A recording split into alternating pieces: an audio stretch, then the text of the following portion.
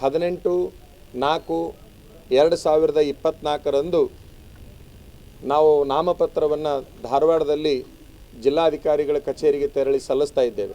Lingayat town ಹಾಲ್ದಿಂದ ಜಿಲ್ಲಾಧಿಕಾರಿಗಳ ಕಚೇರಿಯವರೆಗೆ ಒಂದು ನಮ್ಮದು ಯಾತ್ರೆ ಅಂತಕ್ಕಂಥದ್ದು ನಡೆದಿರ್ತದೆ. ನನ್ನ ಜೋಡಿ ಮಾತಾಡಿದ್ದಾರೆ, ಆದರೆ ನನ್ನ ನಿಲುವು ಬಹಳ ಅಚಲವಾಗಿದೆ ಅನ್ನುವಂತಹ ಮಾತನ್ನು ನಾನು ಹೇಳಿದ್ದೇನೆ. ಬಹುಶಃ ಅದು ಅವರ ಕರ್ತವ್ಯ ಅಂತ ನಾನು ಅನ್ಕೊಳ್ತೇನೆ. ನೋಡಿ, ಅವರ ದೃಷ್ಟಿಯಲ್ಲಿ ನಮ್ಮದು ದುಸ್ಸಾಹಸವಾದರೆ ನಮ್ಮ ದೃಷ್ಟಿಯಲ್ಲಿ ಸಾಹಸ ಆಗಿದೆ ಅಂತಕ್ಕಂತಹ ಮಾತನ್ನು ಈ ಸಂದರ್ಭದಲ್ಲಿ ನಾವು ಹೇಳಲಿಕ್ಕೆ ಇಚ್ಛಪಡ್ತೇವೆ. ಬಹಳ ವಿಶೇಷ ಅಂತಂದರೆ, ಯಾವ ನಮ್ಮ ಧಾರವಾಡ ಜಿಲ್ಲೆಯ ನಾಯಕರು ಕೇಂದ್ರ ಸರ್ಕಾರದಲ್ಲಿ ಮಂತ್ರಿಗಳಾಗಿದ್ದರೋ ಇವ್ರನ್ನ ಎಲ್ಲರನ್ನೂ ಮೂಲಿಗುಂಪು ಮಾಡಿದವರು ಇವರೇ. ಈಗೇನು ಮನೆ ನಾಮಪತ್ರ ಸಲ್ಲಿಸಕ್ಕೆ ಬಂದಿದ್ರಲ್ಲ, ಬಹುಸಂಖ್ಯಾತ ನಾಯಕರನ್ನ ಮೂಲಿಗುಂಪು ಮಾಡಿ ಅಧಿಕಾರದಿಂದ ತಳಗಿಳಿಸುವಂಥದ್ದು, ರಾಜಕೀಯದಿಂದ ತಳಗಿಳಿಸುವಂಥದ್ದು ಏನೆಲ್ಲ ಮಾಡಿದರು. ಆದರೂ ಕೂಡ ಅವ್ರ ಬೆನ್ನಿಗೆ ನಿಲ್ತಕ್ಕಂಥದ್ದು ನೋಡಿದರೆ ಎಲ್ಲೋ ಒಂದು ಕಡೆಗೆ ಪಾಪ ಅಂತ ನನಗೆ ಅನಿಸ್ತಾ ಇದೆ. ಕನಿಕರ ಬಂತು ನನಗೆ.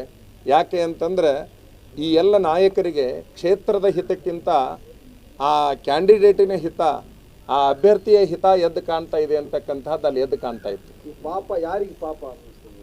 ಯಾರು ಸಾಕಷ್ಟು ದುಃಖಕ್ಕೊಳಗಾಗಿ ಅಧಿಕಾರವನ್ನು ಕಳ್ಕೊಂಡು ಒಂಥರ ನಿರ್ಗತಿಕರಂಗೆ ಏನಾಗಿದ್ದಾರೆ, ಅವರು ಮತ್ತು ಹೋಗಿ ಅಲ್ಲೇ ನಿಂದಿರ್ತಕ್ಕಂಥದ್ದನ್ನು ನೋಡಿದರೆ ಪಾಪ ಅಂತ ಅನಿಸ್ತು ನನಗೆ.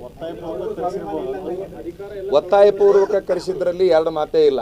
ನಿಮಗೆಲ್ಲ ಗೊತ್ತು, ಇವ್ರದೊಂದು ನಾಮಪತ್ರ ಸಲ್ಲಿಸಲಿಕ್ಕೆ 3 ಜನ ಮುಖ್ಯಮಂತ್ರಿಗಳು ಬರೋದು, ಹಿಂದಿನ ರಾಜ್ಯಸಭಾ ಸದಸ್ಯರು ಬರೋದು, ಹಿಂದಿನ ಸಂಸದರು ಬರೋದು, ಈಗಿನ MLAಗಳು ಬರೋದು.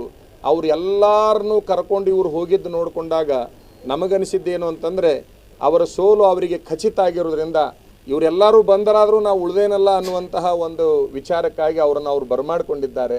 ಬಹುಶಃ ಇಷ್ಟು 15 ದಿವಸದಲ್ಲಿ ಈ ಹಿಂದಿನ ಸಂಸದರಿಗೆ ಇಂತಹ ಸ್ಥಿತಿ ಬರ್ತೈತೆ ಅಂತ ಯಾರೂ ನಿರೀಕ್ಷೆ ಮಾಡಿರಲಿಲ್ಲ. ಬಹುಶಃ ಅವರು ಇಂಥವ್ರನ್ನ ಯಾರನ್ನಾದರೂ ಬೆನ್ನು ಹತ್ತಿದ್ರೆ ನಾವು ಉಳಿಬಹುದು ಅನ್ನುವಂಥ ನಿರೀಕ್ಷೆಯಲ್ಲಿ ಅವರಿದ್ದಾರೆ. ಆದರೆ ಮತದಾರ ಮಾತ್ರ ಪರಿಪೂರ್ಣ ಅವರನ್ನು ತಿರಸ್ಕಾರ ಮಾಡಿದ್ದಾನೆ. ಪಕ್ಷಾತೀತವಾಗಿ ತಿರಸ್ಕಾರ ಮಾಡಿದ್ದಾನೆ, ಜಾತ್ಯತೀತವಾಗಿ ಅವರನ್ನು ತಿರಸ್ಕಾರ ಮಾಡಿದ್ದಾನೆ ಅಂತಕ್ಕಂಥದ್ದು ನಮ್ಮ ಅರಿವಿಗೆ ಬಂದಿದೆ.